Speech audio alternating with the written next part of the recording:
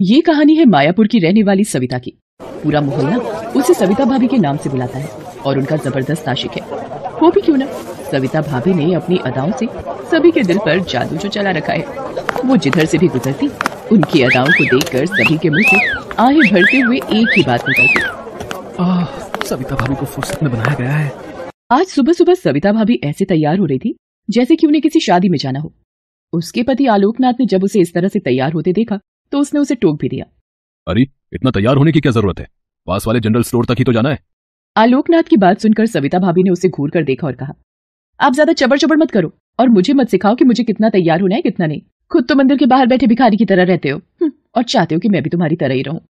सविता की बात सुनकर आलोकनाथ चुप हो गया। उसके बाद सविता ने सामान की लिस्ट ली और पप्पू जनरल स्टोर की तरफ चल पड़ी। मोहल्ले के वो लोग जो हमेशा उसे ताड़ते रहते थे, उसे देखते ही उसे सुनाते हुए बोले, आज तो सुबह सुबह ही सविता भाभी के दर्शन हो गए, पूरा दिन शानदार गुजरेगा। सविता भाभी उन लोगों की बातों को मुस्कुराते हुए सुन रही थी और पप्पू जनरल स्टोर की ओर बढ़ती चली जा रही थी। वो जनरल स्टोर पहुंची और मुस्कुराते हुए दुकान मालिक से कहा, गुड मॉर्निंग।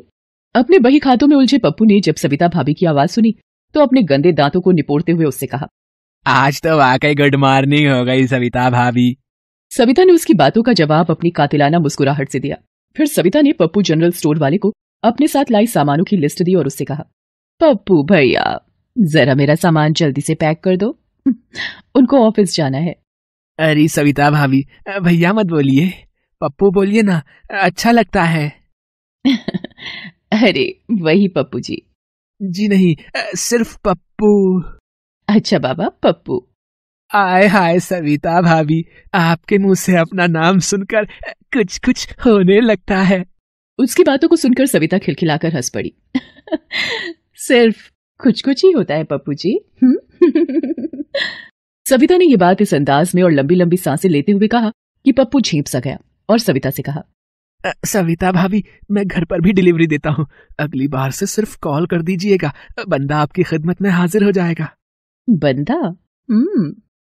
मेरा मतलब है आपका सामान आपके घर तक पहुंच जाएगा।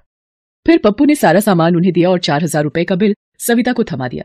बिल देखकर सविता ने कहा कि क्या पप्पू जी, आपने कोई छूट नहीं दिया क्या? आपको तो पता है मैं आपकी परमानेंट ग्राहक हूँ।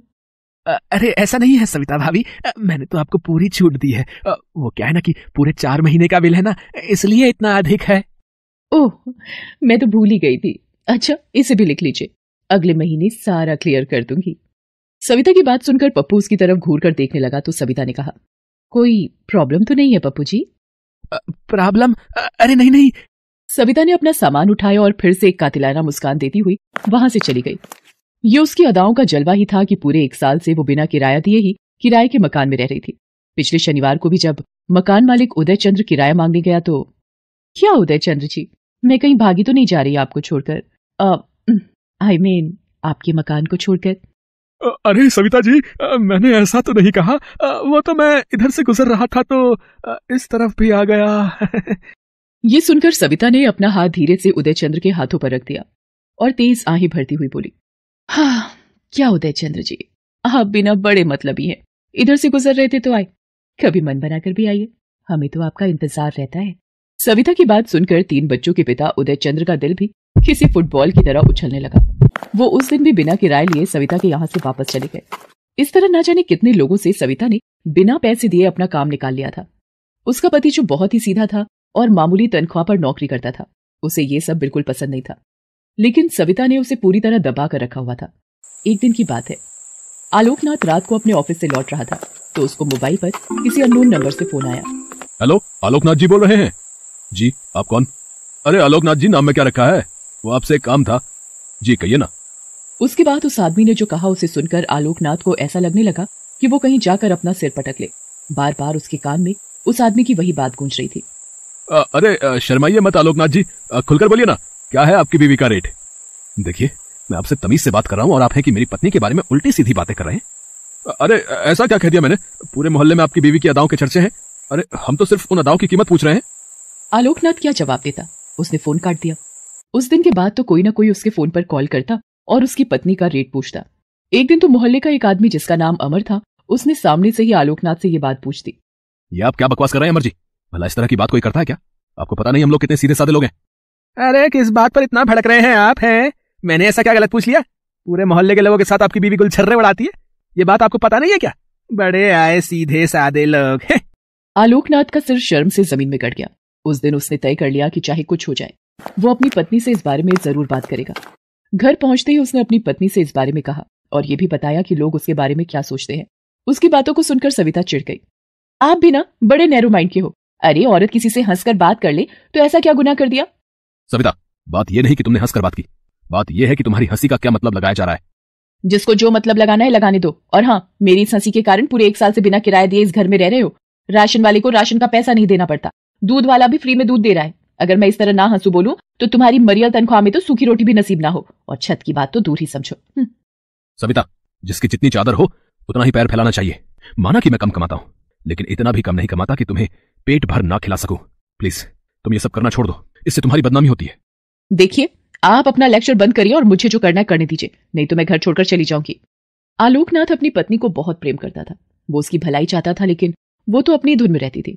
हालांकि उसकी पत्नी ने कभी कोई गलत काम तो नहीं किया था, लेकिन उसकी छवि गलत बन गई थी।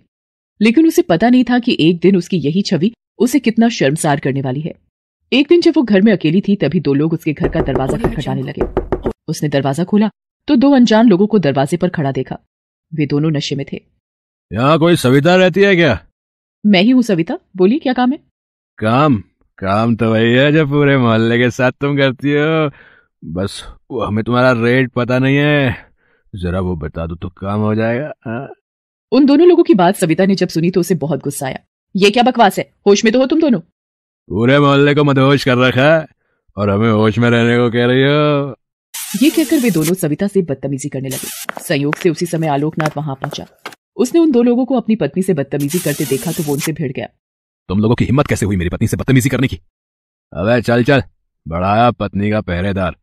उन दोनों आदमियों ने आलोकनाथ को बहुत मारा, लेकिन आलोकनाथ भी हार मानने वाला नहीं था। उसने भी उन दोनों को खूब मारा। एक का तो सिर भी उसने फोड़ दिया। उसने भी गुस्से में आकर आलोकनाथ को चाकू मार दिया। उसके बाद दोनों भाग गए। आलोकनाथ के पेट से खून निकल रहा था। कराते कराते वो बेहोश हो गया। सविता ने जब ये देखा तो तुरंत उसे लेकर अस्पताल पहुंची। डॉक्टरों ने उसका इलाज शुरू किया। पूरे 48 घंटे बाद वो होश में आया। जब उसे होश आया तो सविता उसके पैरों के पास बैठी हुई थी। उसकी आंखों से लगातार आंसू बह रहे थे। मुझे माफ कर दीजिए जी, मैंने कभी आपकी बात नहीं सुनी, अपनी मस्ती में मस्त रही, आपका अपमान किया और आपकी बेइज्जती भी कराई। लेकिन मुझे नहीं पता था कि मैं उस बारूद में आग दे रही हूँ जो कल मुझे तो झुलसाएगा ही।